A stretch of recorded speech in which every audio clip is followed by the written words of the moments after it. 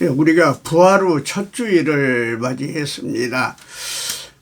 저는 이 부활절이 되면은요, 그 렘브란트의 그 부활에 대한 그림이 아주 생각이 나고, 바로 오늘 성경 본문에 있는 말씀을 가지고 렘브란트가 부활을 이제 그린 거예요. 그게 뭐냐면은 아주 나무 숲이 굉장히 우거져 있는데 바로 그 숲 밑을 세 사람이 걸어가고 있는 모습입니다.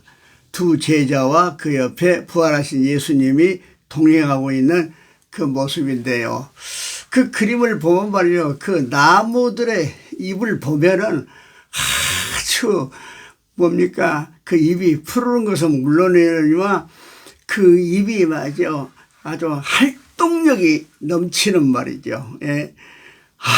그 잎만 보더라도 그냥 이 마음에 말이죠, 용기가 나고 막 기쁨이 있고 그리고 그냥 감동적인 그것을 느낄 수가 있는 것입니다. 그래서 이 렘브란트가 이 부활의 소망과 부활의 기쁨과 부활의 엄청난 감동을 그 한 폭의 그림 속에다가 그려 놓았다고 하는 이야기입니다. 네, 아까 이야기한 것처럼 오늘 본문에 있는 말씀처럼 엠마오로 부활의 사건 후에 낙심한 두 제자가 고향으로 가는데 부활하신 예수님이 동행하는 그 모습의 그림이죠.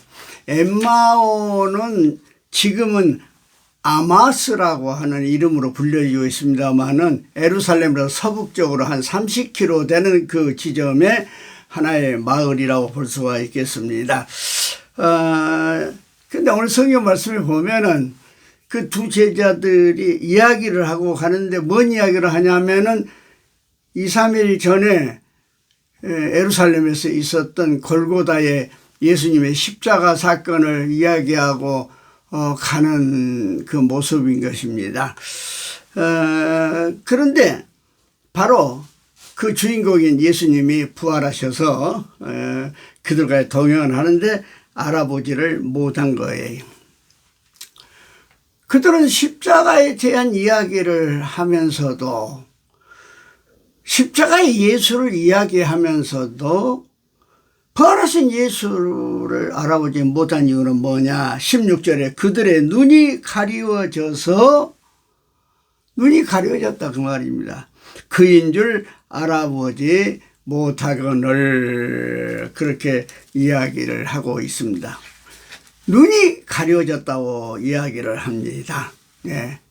그런데 이제 나중에 집에 들어가서 이제 식사를 하는 그런 가정 속에서 이제 예수님께서 부활의 예수님의 어떤 그 모습이 나타나고 부활의 예수님에 대한 그 이야기를 듣는 가운데서 결국 어떻게 됐습니까? 그들의 눈이 밝아졌다. 31절에 그렇게 이야기합니다. 그들의 눈이 밝아져 그인 줄 알아보더니 예수는 그들에게 보이지 아니하시는지라. 아까 16절에 그들의 눈이 가려져서 부활하신 예수를 알아보지 못했는데 그들의 눈이 밝아지니까 부활하신 예수를 알아봤다. 그렇게 이야기를 하고 있습니다. 그래서 이 눈에 대한 이야기가 아주 오늘 중요한 이야기라고 볼 수가 있겠습니다. 흔히 우리 인간에게는 세 가지 눈이 있다고 그렇게 이야기하지 않습니까? 첫째는 육안입니다. 우리 육신의 눈입니다.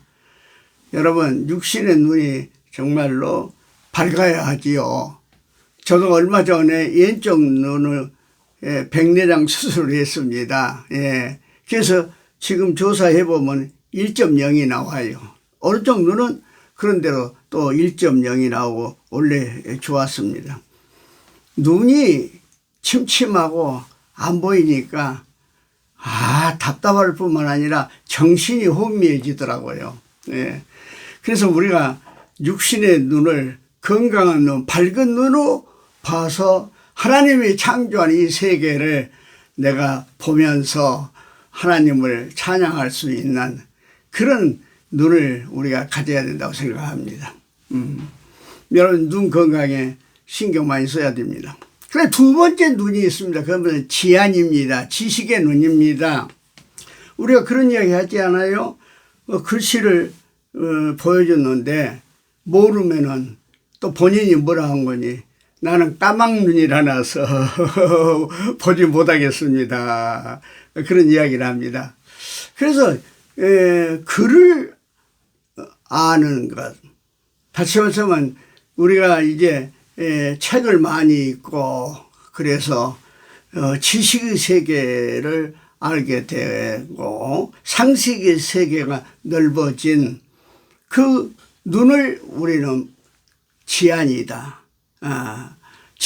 지혜를 얻을 수 있는 그 눈, 그것을 지안이다. 그렇게 우리가 이야기를 합니다. 그러나 가장 중요한 눈이 있습니다. 세 번째, 영안이 있는 것입니다.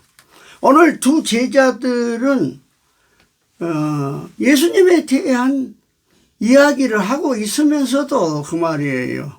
그들은 육안은 열려 있어서 아름다운 렘브란트가 그려놓은 그런 자연도 봤을 거예요. 그와 같은 자연도 볼 수가 있었고, 그들은 지안도 있었기 때문에 예루살렘에 있었던 그리스도의 십자가의 고난에 대한 이야기도 나눌 수가 있었습니다.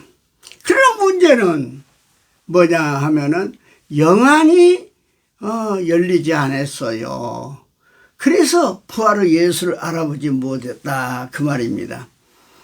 근데 영안이 열려니까 눈이 밝아지고 영안이 열리니까 주님을 알아봤단 말입니다. 주님을 알아봤지만 그러나 주님은 거기 계시지 않았다 그렇게 이야기를 하고 있습니다. 그렇습니다. 우리 믿음의 사람들은 뭐니 해도 영안이 열려야 되는 것입니다. 영안이 열릴 때에 우리는 하나님의 음성을 들을 수가 있고 하나님의 세계를 깨달을 수가 있고 우리는 하나님의 말씀에 대한 이해를 할 수가 있는 것입니다. 네, 굉장히 중요합니다. 영안이 열린다는 거예요. 굉장히 중요합니다. 영안이 열렸을 때 우리가 하나님이 원하신 것이 무엇이고 우리가 신앙인으로서 서야 할 것, 있어야 할 것, 서서는 안 될 것, 있어서는 안 될 것, 해서는 안 될 것, 해야 할 것, 이것을 분간할 수 있는 건 뭐냐 하면은요, 영안이 열려야 됩니다. 그 기준은 뭐냐? 해야 할 것, 하지 않아야 될 것, 그 기준은 하나님의 말씀, 그것이죠. 그 하나님의 말씀을 육안으로는 읽을 수 있고, 지식으로는 주석도 보고, 참고적인 책을 봐서 이해할 수 있을는지 모르지만은, 그러나 그 깊은 하나님의 뜻, 하나님이 원하신 것을 내가 깨닫고 행동할 수 있는 것은 영안이 열려야 된다고 하는 이야기인 것입니다. 이번에 이제 부활절에 여의도에 있는 순복음교회에서 교회 연합 부활절 예배를 드렸는데 그 예배에 말하자면은 대통령이 참석을 했지 않습니까? 그런데 대통령을 소개하는 목사의 소개하는 내용과 또 대통령을 안내하면서 그래서 말했던 그 목사의 내용이 지금 굉장히 해자가 되어가지고 아주 심한 말을 한 사람들이 너무나도 많았습니다. 듣기에 거부할 정도의 그런 비판을 하는 이야기들이 나오고 있는 것을 볼 수가 있습니다. 왜 이런 일이 일어나는가? 나는 가만 생각할 때 그들이 비록 목사의 신분이라고 하지만은 영안이 열리지 않았기 때문에 그런 실수를 했다고 보는 것입니다. 여러분, 그 강대 우리 강대는 뭐냐, 구약의 지성소와 같은 겁니다. 구약의 지성소는 대제사장이 속죄일날 1년에 한 번 들어가서 청소를 하고, 예? 법궤를 청소하고 지성소를 청소하고, 거기 들어갈 때 방울을 매달고 끈을 발에 묶어가지고 저 밖에다가, 예? 놔두고 들어가요. 그래서 방울 소리가 나면은 살아있는 것이고, 방울 소리가 안 나면은 그 대제사장은 하나님으로부터 말하자면은 심판받아서 죽임을 당했다 해서 사람이 들어가서 시체를 꺼내지 못하고 그 줄을 잡고, 발에 묶은 줄을 갖고 그 시체를 꺼내는 그런 아주 엄미한 장소가 바로 지성소였습니다. 그런데 그게 신약시대에 와서 그 지성소를 가렸던 그 휘장이 말이죠. 위로부터 아래로 예수님이 십자가에서 다 이루었다 할 때 찢어졌지 않습니까? 그래서 결국 그 엄미한 지정소가 이제 모든 사람들이 형통하는 지정소가 됐는데, 그게 오늘날 교회로 이야기하자면 강대가 바로 그 지성소인 거예요. 그렇기 때문에 그 목회자들은 그 강대를 지킬 줄 알아야 되고, 그 목회자들은 그 강대를 거룩하게 지킬 줄 알아야 되고, 목회자들은 그 강대를 함부로 아무리 뭐 권력자가 오고 아무리 부자가 온다 하더라도 함부로 그 강대에 세울 수가 없는 거예요. 구태여 무슨 축사를 하기 위해서 또 뭐 이야기하게 온다 하면은 그 아래 밑에 있는 강대상 밑에 있는 사회석에 서서 이야기하도록 해야 한 것입니다. 함부로 강대에 올릴 수가 없는 거예요. 그런데 이번에 말하자면은 그 강대에서 대통령을 소개하는 두 목사의 이야기가 너무 우리가 듣기에 정말로 창피할 정도로, 인격적인 면이 있어서 창피할 정도로의 부끄러운 이야기를 거기서 한 거 아니겠습니까? 그리고 그 강대 대통령을 세워서 축사를 드는 거 아닙니까?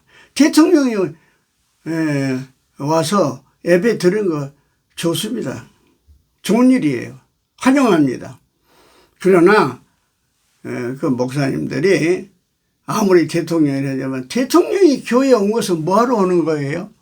권세를 부리기 위해서 온 거 아니지 않습니까? 내가 대통령하는 권위를 갖다 보여주고 온 것 아니지 않습니까? 누구든지 대통령이나 누구든지 교회 예배 시간에 갔다 하면 하나님 앞에 예배 드리기 위해서 온 거 아니겠습니까? 예? 그러면 하나님 앞에 겸손히 말이죠. 예배 드리게 하는 거예요. 예?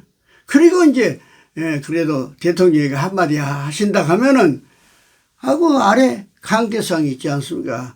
거기서 하면은 얼마나 좋았겠어요. 예? 예.